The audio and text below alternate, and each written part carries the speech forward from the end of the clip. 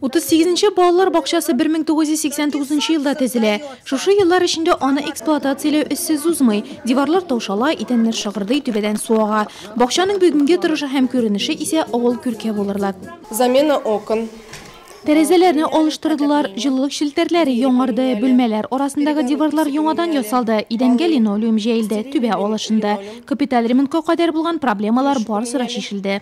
Бакча ачылу тантанасына килгән кунаклар да аның авыл бизәге булуын ассызыклады. Төзүчеләр тырышлыгы һәм район җитәкчелеге ярдәме белән ул кыска вакыт эчендә сафка басты. От нас будет подарок, здесь обновленная мебель, которая поступит в этот садик тоже к концу года. Она будет установлена, чтобы детки спали и пользовались новой мебелью. Элегерәк салкын бакчага сабыйларын җибәрергә куркып торган әти-әниләр дә мондый капиталь үзгәрешкә шиксез шат. У меня первый ребенок 2 года назад начал ходить. Минем беренче балам 2 ел элек бу бинага йөри башлады. Ул чакта ремонт юк иде әле. Без әти-әниләр җыелышында яки утренникларга килгәч, музыка залында җил уйный иде. Бик салкын булды. Хәзер барысы да башкача.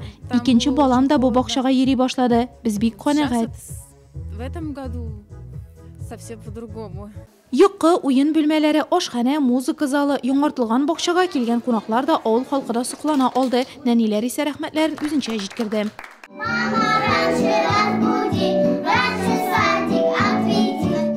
Урта Камышлыда узган елны мәктәп капиталь ремонтланса, быел балалар бакчасына да төзүчеләр кулы тиде. Район җитәкчелеге алдагы елларда да әлеге җирлекнең социаль йөзе үзгәрүен дәвам итәчәк дип ышандырды.